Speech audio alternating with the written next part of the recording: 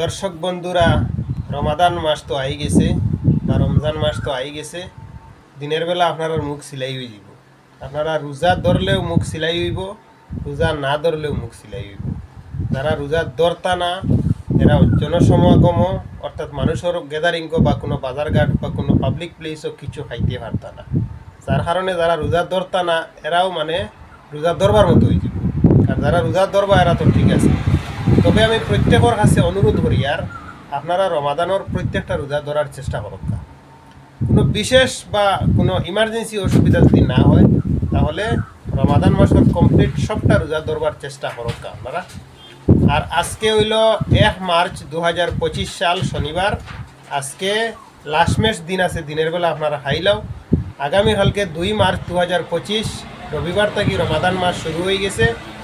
রমাদান মাস শুরু হওয়ার পরে আমরা মধ্যে একটা গুরুত্বপূর্ণ ব্যাপার আইছে। রমাদান মাস শুরুর প্রথম থেকে বিশেষ করে আজকে অর্থাৎ শনিবার রাত্রে থেকেই এশার নামাজের পরবর্তীতে তারাবির নামাজটা পড়া হইব। তো প্রত্যেক মসজিদও তারাবির নামাজ পড়া হইব। আপনারা অনুরোধ করিয়ার তারাবির নামাজ বা অন্যান্য 5 ওয়াক্তের ফরজ নামাজগুলো আপনারা ধীরে সুস্থে সুন্দরভাবে এগুলা আদায় করবা।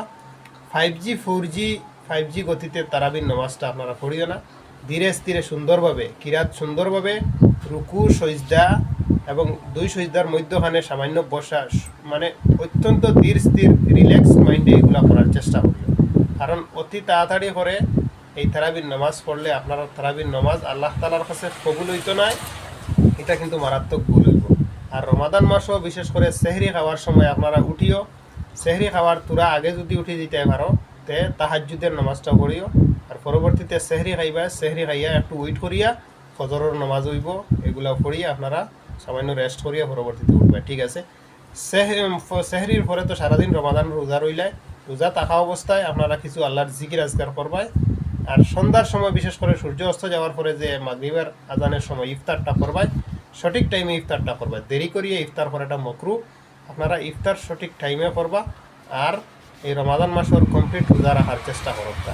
আর 4G 5G গতিতে তারাবির নামাজ পড়িও না। কোনো জায়গাতে আছে যে মানুষে কইন তুমাতান মসজিদর ইমামে কত মিনিট বা কয় ঘন্টা তারাবির নামাজও নেই, সেও কইন আধা ঘন্টা, সেও 45 মিনিট, সেও 1 ঘন্টা। আধা ঘন্টার 45 মিনিটের দরকার নাই। তারাবির নামাজ এখানে কমপক্ষেও 1 ঘন্টার উপরে দিয়ে লাগাইয়া পড়ার চেষ্টা করিও।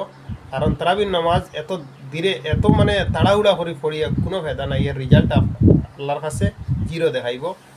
ধীরে সুন্দরভাবে কিরাত বা রুকু সজদার তসবিহগুলো এত স্পিডলি পড়িলে এগুলার মিনিং পাল্টিয়া যাইব। যার কারণে সুন্দরভাবে সুস্থভাবে এইগুলা করার চেষ্টা করিও। এবং রমাদান শেষ হওয়ার পরবর্তীতে ঈদুল ফিতরের একটা দিন আইব যে আমরা বিশেষ করে আনন্দের দিন ঈদুল ফিতর। সেই ঈদুল ফিতরের আগে সব মানুষে ফিতরা দেওয়ার চেষ্টা করবা। কারণ এটা হইল ফিতরার ঈদ। বিশেষ করে ঈদুল ফিতরের নামাজের আগে আপনারা ফিতরা দেওয়ার চেষ্টা করবা। রোজার শেষ দিক দিয়ে ফিতরা দেওয়াটা স্টার্টিং করে দিবা। বিশেষ করে জনপ্রতি বিভিন্ন এলাকার মহল্লা ভিত্তিক বা বিভিন্ন ইসলামী সংগঠন আছে, নদওয়াতুত তামির আছে, আহলে সুন্নাত ওয়াল জামাত আছে, জমিয়তুল উলামা হিন্দের বিভিন্ন সংগঠন আছে।